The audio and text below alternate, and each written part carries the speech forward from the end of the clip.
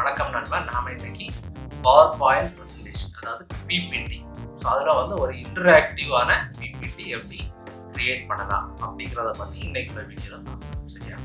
So power point presentation யூஸ்வலாக நாம் என்ன பண்ணுவோம், ஒரு ஸ்லைடுக்கு அப்புறமா இன்னொரு ஸ்லைடு வர்றது மாதிரி தான் நாம் வந்து செட் பண்ணி பண்ணுவோம். சரியா? கஸ்டம் அனிமேஷன்ஸ் எல்லாமே அந்த மாதிரி தான் நாம் கொடுத்து பண்ணிட்டு இருக்கோம். ஓகே, ஸோ இன்னைக்கு நாம் பண்ண போகிறதுல முதல் ஸ்லைடை வந்து ஒரு டேஷ்போர்ட் மாதிரி கிரியேட் பண்ணிட்டு, ஸோ அதில் வந்து பார்ஸ் வச்சு அதில் வந்து நம்பர்ஸ் கொடுப்போம். ஸோ அந்த நம்பரை கிளிக் பண்ணும்போது அந்த பர்டிகுலர் ஸ்லைடுக்கு வந்து நமக்கு தெரியும். ஓகே, ஸோ ஃபார் எக்ஸாம்பிள் ஒரு 3 நம்பர் நான் வச்சுருக்கேன். ஸோ ஒன்றுங்கிறத கிளிக் பண்ணும்போது ஸ்லைட் நம்பர் 1 தெரியும்.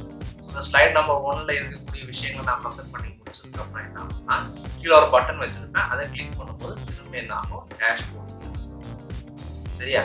ஸோ டேஷ்போர்டு இருக்கும். டேஷ்போர்டில் இது நம்ம நேவிகேட் பண்ணி ஸ்லைட்ஸ் போயிடுவோம். ஸ்லைட்ஸ் முடிச்சதுக்கப்புறம் திரும்ப வந்து நாம் டேஷ்போர்டுக்கு தான் வரும். சரியா? ஸோ அது எப்படி பண்ணலாம்? சரியா? அது எப்படி நாம் வந்து பண்ணலாம்? ஸோ அதுக்கு வந்து ஹைப்பர் லிங்க் அப்படிங்கிற ஒரு சின்ன ஒரு ஆப்ஷன் இருக்கு. ஸோ 2007 அப்படிங்கிற மைக்ரோசாஃப்ட் வேர்ட் பேக்கேஜ் நான் யூஸ் பண்ணலாம். ஸோ அதில் வந்து ஹைப்பர் லிங்க்ங்கிற ஆப்ஷன் இருக்கும். அதோட ஹையஸ்ட் வெர்ஷன் ஸ்டாண்டிங் சிஸ்டம் எல்லாமே வந்து அது லிங்க் அப்படிங்கிற மாதிரி இருக்கும். சரிங்களா? ஸோ அந்த ஹைப்பர் லிங்க் யூஸ் பண்ணி 2007 MS ஆஃபீஸ் 2007ஓட பவர் பாயிண்ட் ப்ரெசன்டேஷனை எப்படி இன்டராக்டிவ் பவர் பாயிண்ட் ப்ரெசன்டேஷனை மாற்றலாம் அப்படிங்கிறத நாம் இன்னைக்கு இந்த வீடியோவில் பார்க்கலாம்.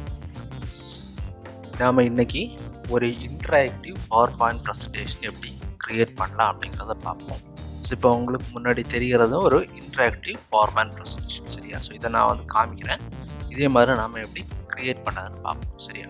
ஸோ இன்டராக்டிவ்னா நாம் கிளிக் பண்ணும்போது அதுக்கேற்ற மாதிரி வந்து மாறும். சரியா? இப்போ பாருங்கள், இதை நான் வந்து ஃபுல் ஸ்க்ரீன் போடுறேன். பாருங்கள்.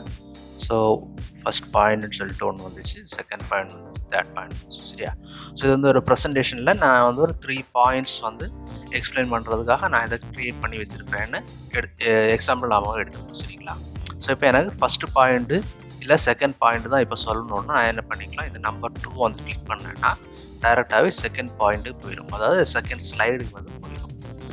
சரியா? ஸோ நான் இப்போ வந்து இந்த செகண்ட் ஸ்லைடை வந்து நான் வந்து ப்ரெசென்ட் பண்ணி முடிச்சிட்டேன்னா என்ன பண்ணிக்கலாம், இந்த பட்டனை நான் கிளிக் பண்ணி பின்னாடி அதாவது டெஸ்க்டாப்புக்கு வந்துடலாம், இல்லைனா டேஷ்போர்டுக்கு வந்துடலாம். சரிங்களா? ஸோ இப்போ தேர்ட் பாயிண்ட் ப்ரெசென்ட் பண்ணுறேன்னா தேர்ட் பாயிண்ட் கிளிக் பண்ணுறேன். முடிச்சதுக்கப்புறம் இந்த டேஷ்போர்டுக்கான சிம்பிள் கிளிக் பண்ணுறேன், பின்னாடி வந்துடுது. சரிங்களா? ஃபஸ்ட் பாயிண்ட்னா ஃபஸ்ட்டுக்கு வந்துடும், முடிச்சதுக்கப்புறம் பின்னாடி வந்துடும். சரியா? ஸோ இந்த மாதிரி ஒரு பவர் பாயிண்ட் ப்ரெசன்டேஷன், அதாவது இன்டராக்டிவ் பவர் பாயிண்ட் ப்ரெசன்டேஷன் எப்படி பண்ணலாங்கிறத வந்து நாம் இன்னைக்குள்ளாடி இந்த வீடியோவில் நாம் பார்ப்போம். சரி? ஸோ இப்போ க்ரியேட் பண்ணுறதுக்காக நான் புதுசாக ஒரு ப்ரெசன்டேஷன் எடுக்கிறேன், ஒரு new presentation. So blank presentation நான் எடுக்கிறேன். ஸோ இது வந்து ஃபுல் ஸ்க்ரீன் எனக்கு காமிக்கணும். ஸோ அதுக்காக நான் என்ன பண்ணுறேன்னா, டிசைனில் போய் பேஜ் செட்டப் வந்து 16:9 கொடுக்குறேன். என்னோடய ஸ்க்ரீன் வந்து வைட் ஸ்க்ரீனுங்கிறதுனால வைடு ஆங்கிள் நான் கொடுத்துக்கிறேன். சரிங்களா? அதுக்கப்புறம் இந்த ஆப்ஷன்ஸ் எனக்கு இப்போதைக்கு தேவையில்லை, நம்ம கடைசியில் வச்சா போதும். ஸோ அதனால் இந்த டெக்ஸ்ட் ஆப்ஷன்ஸை நான் வந்து டெலீட் பண்ணிட்டுருக்கேன். சரிங்களா?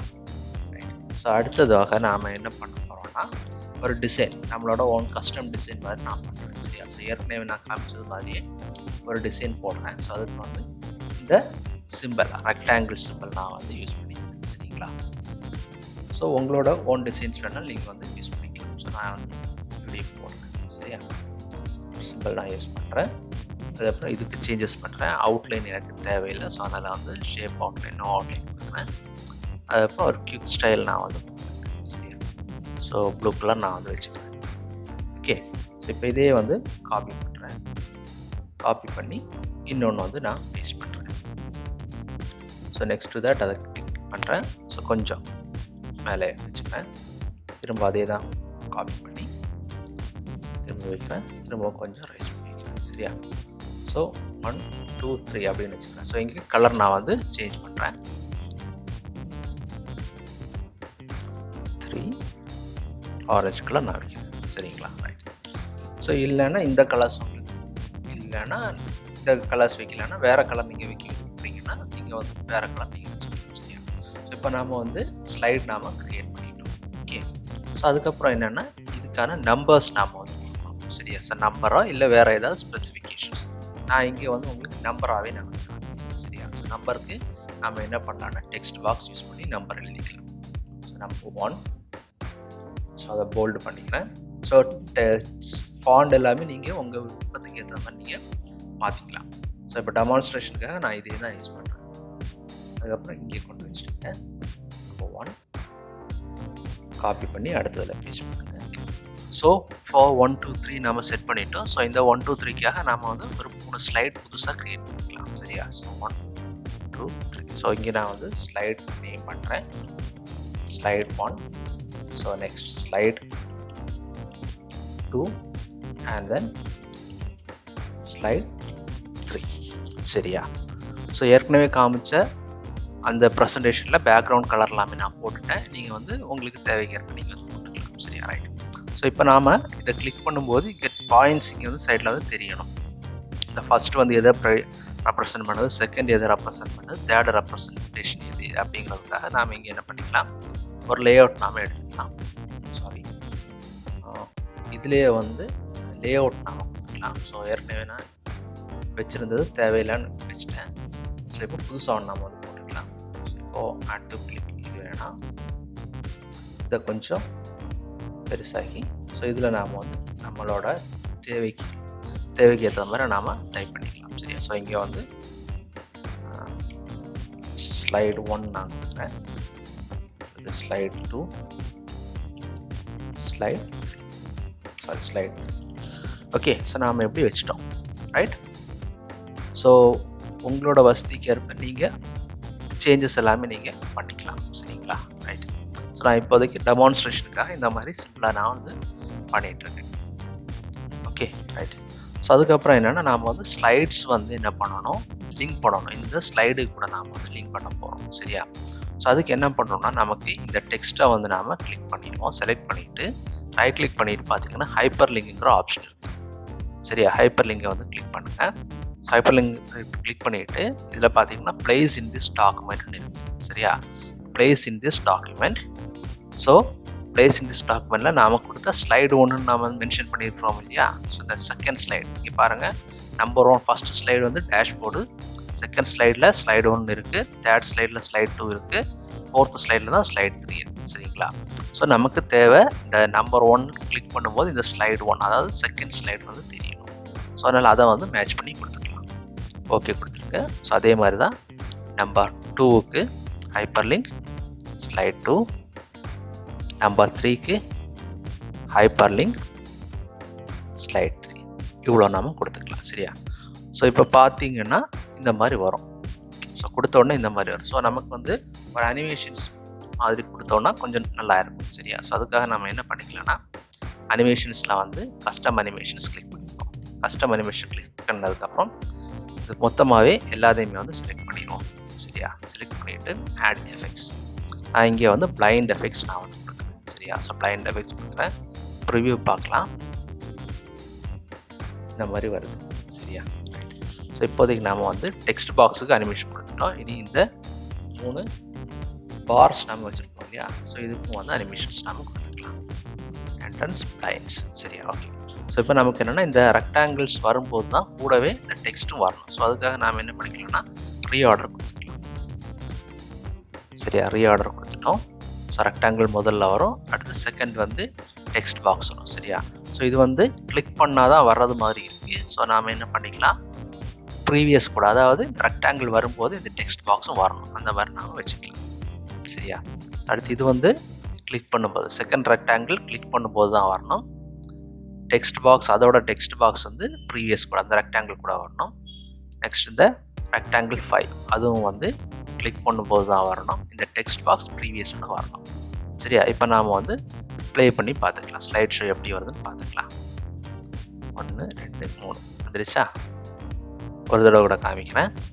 ஃபஸ்ட் ஒன் வருது, செகண்ட் வருது, தேர்ட் வருது, வித் த டெக்ஸ்ட் வருது. சரியா? ஸோ இங்கே வந்து நமக்கு இந்த ஃபஸ்ட்டு பார் வரும்போது நமக்கு நம்பர் 1 ஸ்லைட் நம்பர் 1 அப்படிங்கிறது காமிக்கணும். சரியா? ஸோ அதுக்காக நம்ம இதுக்கும் வந்து இந்த டெக்ஸ்ட் பாக்ஸுக்கு நாம் வந்து அனிமேஷன் கொடுத்துக்கலாம். ஆட் எஃபெக்ட்ஸ், என்ட்ரன்ஸ், அதே மாதிரி பிளைண்ட்ஸையும் கொடுத்துக்கலாம். சரியா? ஸோ இதில் பார்த்தீங்கன்னா நாம் இந்த ரெக்டாங்கிள் முதல்ல வரணும், அதுக்கப்புறம் அந்த நம்பர் 1ங்கிறது வரணும், அதுக்கப்புறம் இந்த ஸ்லைடில் நம்பர் 1ங்கிறது வரணும். சரியா? ஸோ அதனால் இதையும் வந்து மேலே மூவ் பண்ணிக்கலாம். ஸோ ரீஆர்டர் டெக்ஸ்ட் பாக்ஸுக்கு அப்புறமா நம்ம இதை வந்து வச்சுக்கலாம். சரியா? வச்சுக்கிட்டு வித் ப்ரீவியஸ் கொடுத்துடலாம். ஸோ அதே மாதிரி தான்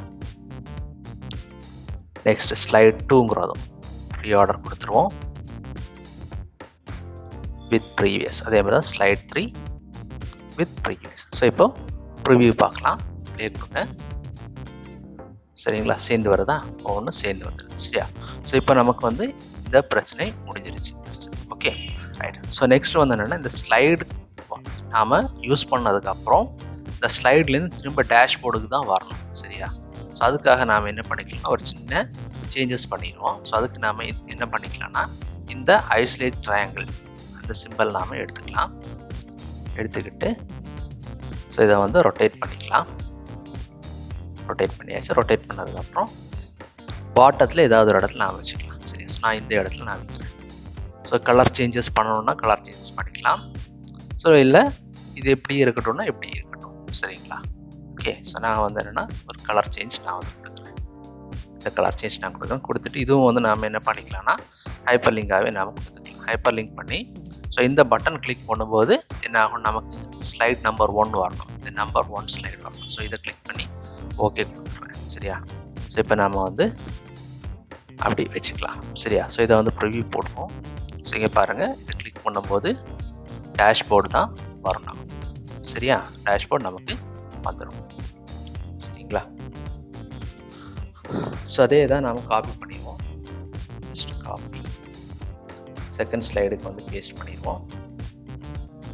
அதே மாதிரி தான் தேர்ட் ஸ்லைடுக்கு நாம் வந்து பேஸ்ட் பண்ணிடலாம். சரியா? இப்போ பாருங்கள், இதில் பார்த்தீங்கன்னா எடிட் ஹைப்பர் லிங்க் பார்த்தீங்கன்னா அதே தான் வரும். Okay right. ஸோ இப்போ வந்து ஸ்லைட் 1 வாங்க. ஸோ இப்போ நாம் வந்து இதை அனிமேஷன் ஃபுல் அனிமேஷனாகவே நாம் பார்ப்போம். F5 கொடுத்துக்கலாம். Slide 1, slide 2, slide 3. Okay. So இப்போ நான் ஸ்லைட் 3 வந்து யூஸ் பண்ணுறேன். ஸ்லைட் 3 தான் வந்து நான் முடிச்சு இதை வந்து எக்ஸ்பிளைனே பண்ணி முடிச்சிட்டேன்னா கிளிக் பண்ணால் டேஷ்போர்டு வரும். அதே மாதிரி தான் 2 எக்ஸ்பிளனேஷன் முடிச்சிட்டேன்னா டேஷ்போர்டு, 3 எக்ஸ்பிளனேஷன் முடிச்சிட்டேன்னா இதை கிளிக் பண்ணால் டேஷ்போர்ட் வந்துடும். சரியா? ஸோ இது வந்து ஒரு சிம்பிளாகவே நான் வந்து பண்ணிட்டேன். ஸோ உங்களுக்கு ஏற்ற மாதிரி நீங்கள் உங்கள் டிசைன்ஸில் இன்னுமே வந்து ப்ரெசன்டேஷன் வந்து நல்லாவே நீங்கள் வந்து பண்ணிடலாம். என்ன ஃப்ரெண்ட்ஸ், இப்போ வீடியோ வந்து பார்த்துருப்பீங்க, பிடிச்சிருக்கும்னு நினைக்கிறேன். ஸோ பிடிச்சிருந்ததுன்னா ஒரு லைக் கொடுங்க. ஃப்ரெண்ட்ஸுக்கு எல்லாமே வந்து இதை வீடியோவை பற்றி சொல்லுங்கள், ஷேர் பண்ணுங்கள். ஏதாவது கிளாரிஃபிகேஷன்ஸ் இருந்துச்சுன்னா கீழே கமெண்ட் பாக்ஸ் இருக்கு, அதில் வந்து கமெண்ட் பண்ணுங்கள். டவுட்ஸ் ஏதாவது இருந்தாலுமே கமெண்ட் பாக்ஸ் வந்து போடுங்க.